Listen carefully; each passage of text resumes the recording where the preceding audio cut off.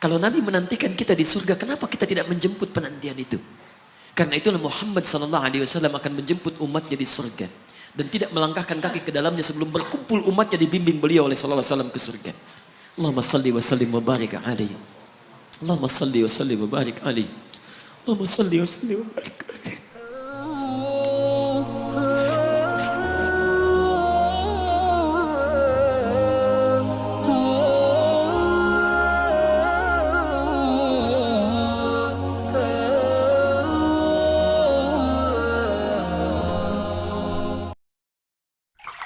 Nabi Muhammad belum minta, diberi oleh Allah. Karena itu ketika dilempar bukan hanya dengan kata-kata.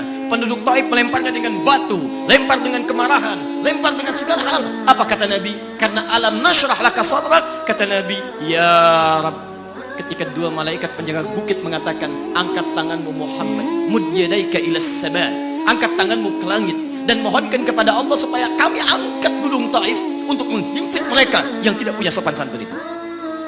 Murka malaikat. Bagaimana Rasulnya dilempar dengan batu, berdarah menetes, bentengnya Zaid bin Thabit luar biasa, tidak mampu menghalanginya. Apa yang terjadi? Nabi, alam nashrah laka sadrak, kalimat mulia mengalir di lisannya. La, mohon jangan lakukan itu. Fa innahum qaumun la ya'lamun. Mereka hanya belum mengetahui saja. Saya bermohon kepada Allah, kelak di bumi Taif ini akan nampak laki-laki, perempuan, besar, kecil, tua, muda yang akan mengatakan beriman kepada Allah dan Rasul-Nya. Lalu lantas beliau berkata kepada Allah dengan kalimat yang mengalir syahdu, dengan darah yang masih mengucur, dengan kalimat yang berbelas kepada Allah, Ilahi, ila man takiluni, am ila ba'idin yu'limuni, a ila qaribin yu'dhini, fa ana radin ya Rab, ma lam taghdab alayya, la hawla wa la quwwata illa billah.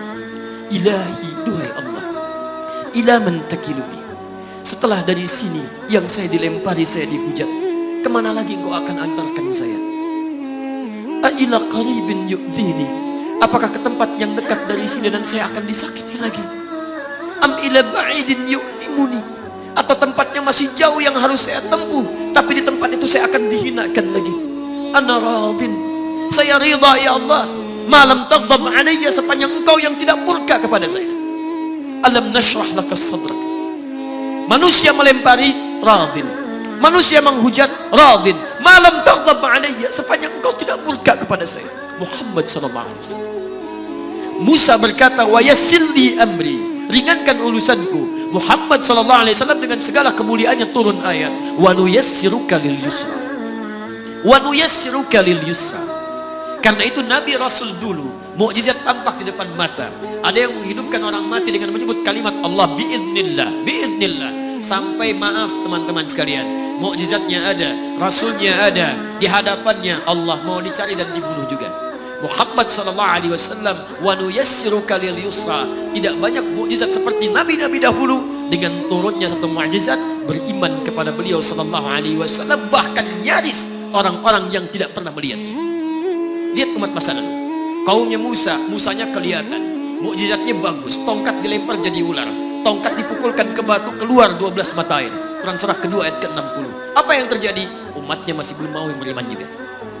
Nabi Isa alaihissalam masih kelihatan, orangnya ada, nabinya ada, mukjizatnya ada, rasulnya ada, lipat luar biasa, mukjizatnya luar biasa, istimewa. Tapi apa yang terjadi? Dicari-cari nabinya mau dibunuh, belum beriman juga. Muhammad SAW spesial. Perhatikan, kalau orangnya kelihatan Anda yakin, Anda beriman, itu wajar. Muhammad SAW, ada orang yang tidak pernah melihatnya, tidak pernah menatapnya, mimpi pun belum tentu berjumpa dengannya, tapi mau beriman kepada Muhammad SAW. Antum pernah melihat Nabi SAW, berjumpa dengan Nabi SAW? Maka beruntunglah antum, karena orang-orang yang beriman kepada Nabi SAW tanpa pernah melihatnya, itulah orang yang disebut oleh Nabi SAW sangat dirindukan oleh beliau. Satu kali beliau duduk dengan para sahabat yang mengatakan, ana mushtaqun bi ikhwani, saya sekarang sedang merindukan saudara-saudara saya.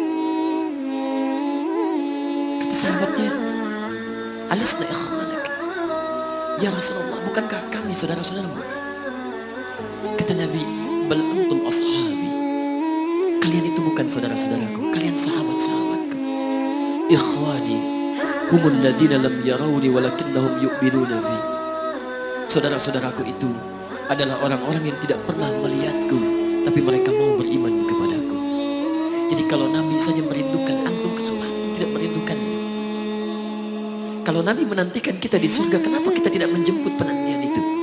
Karena itulah Muhammad SAW akan menjemput umatnya di surga dan tidak melangkahkan kaki ke dalamnya sebelum berkumpul umatnya dibimbing beliau oleh sallallahu alaihi wasallam ke surga. Allahumma salli wa sallim wa barik alaihi. Allahumma salli wa sallim wa barik alaihi. Allahumma salli wa sallim wa barik alaihi.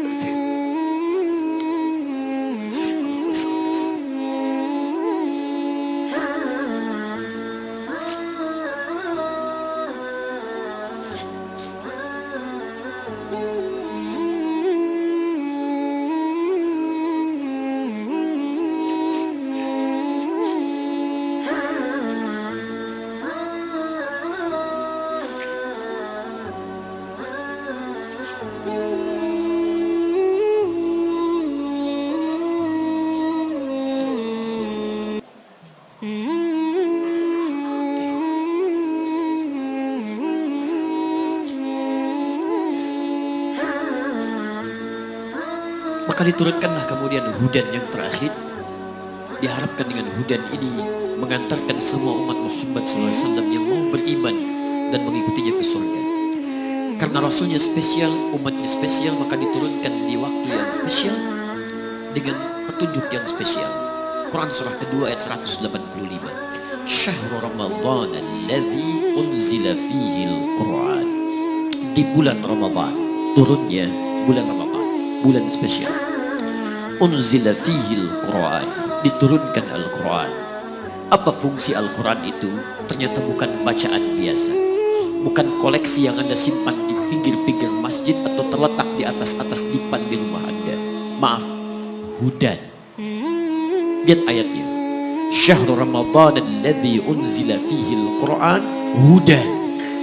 Hudan.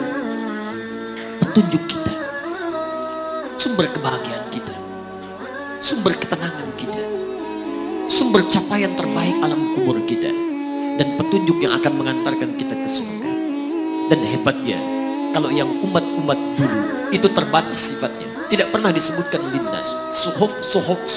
Suhuf Ibrahim wa Musa. Daud untuk kaumnya, Musa untuk kaumnya, Isa untuk kaumnya. Tapi Muhammad SAW hudannya linnas, untuk semua manusia. Jadi tawaran Quran, Allah menginginkan semua manusia yang kembali ke surga. Cuman kadang-kadang sayang, maaf teman-teman sekalian, saya tegaskan kepada Anda, ayat ini tegas memberikan isyarat bahwa hidayah Allah ingin diberikan pada semua manusia. Jadi kalau kita lihat keterangan Al-Quran, seharusnya tidak ada satupun manusia yang tidak dapat hidayah. Semua dapat. Cuman masalahnya, ada orang yang diberikan tapi dia tidak mau mengambilnya. Ini masalahnya. Hidayah itu bukan persoalan mendapatkan atau tidak. Persoalannya ketika Allah berikan, Anda mau ngambil atau tidak.